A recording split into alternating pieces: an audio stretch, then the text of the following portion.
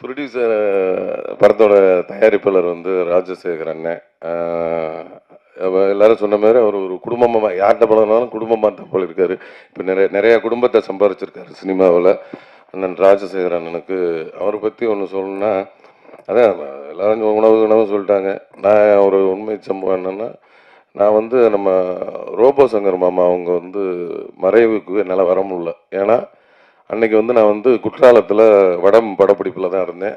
அது கிரவுண்ட் சீனும் பெரிய பொருட்செலவு பண்ணி எடுத்துக்கிட்டு இருந்தாங்க. எனக்கு முதல் நாள் இரவு தான் வந்து இந்த மாதிரி தகவல் சொன்னாங்க. நான் போய் டைரக்டர்கிட்ட சொன்னேன். எப்படி விட மாட்டாங்கன்னு தெரியும், இருந்தாலும் கேட்டு பார்ப்போம், விட்டாங்கன்னா சந்தோஷம் அப்படின்ட்டு. அந்த மாதிரிங்க இந்த மாதிரி ஆகிப்போச்சு. அப்படியே விட்டிங்கன்னா காலைல பிள்ளைகிட்ட பிடிச்சிட்டு போய் அங்கே போய் பார்த்துட்டு ஈவினிங்கே நைட்டே போயிட்டு காலைல பார்த்துட்டு மத்தியானம் வந்துடுறேங்க அப்படின்னா, அப்படியா அப்படியா அப்படின்ட்டு. ஏன்னா அங்கே எவ்வளோ ஜூனியர் ஆர்டிஸ்ட் ஒரு 1000 பேர் இருக்காங்க.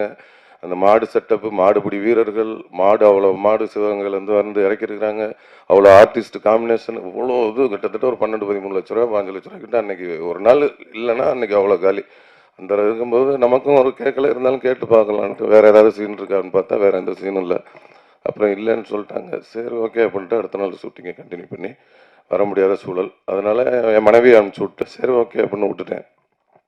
அப்புறம் பார்த்தா ரைட்டு ஓகேன்ட்டு பார்த்துக்கிட்டு அன்றைக்கி அவரும் இருந்தார். சரி அனுப்ப முடியலன்னு பார்த்தா அடுத்த நாள் என்ன பண்ணிட்டாரு, ஈவினிங் எல்லாத்தையும் இது பண்ணி கூப்பிட்டு டோட்டல் யூனிட்டை கூப்பிட்டு அவருக்கு வந்து ரோபோ அவர்களுக்கு ஒரு பெரிய ஃப்ளக்ஸ் அடித்து கண்ணீர் அஞ்சலின்னு போட்டு பெரிய ஃப்ளக்ஸ் அடித்து அங்கே வச்சு டோட்டல் யூனிட்டையும் கூப்பிட்டு மௌன அஞ்சலி செலுத்தி அன்னைக்கு வந்து அங்கே அந்த ஊர் கிராமத்தில் இருக்க எல்லாத்துக்கும் 500 புடவை எல்லாருக்கும் அவரோட ஞாபகார்த்தமாக கொடுத்து, அப்புறம் அந்த ஏரியாவில் ஃபுல்லாக 2000 மரக்கன்றுகள் ரோபோ சங்கர் மாமா அவர்களோட ஆத்மா சாந்தி அடைகிறதுக்கு 2000 மரக்கன்றுகள் அந்த ஏரியா ஃபுல்லாக ஒரு வாரத்தில் ஊனிட்டாங்க.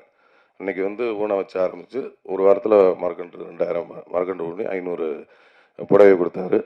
அதை வந்து ரொம்ப இன்னைக்கு வந்து அவர் ஆத்மா சாந்தி அடை எனக்கு அன்னைக்கு இங்கே வராத ஒரு இதை அன்னைக்கு அங்கே போக்கிட்டாரு. அது ரொம்ப நன்றி.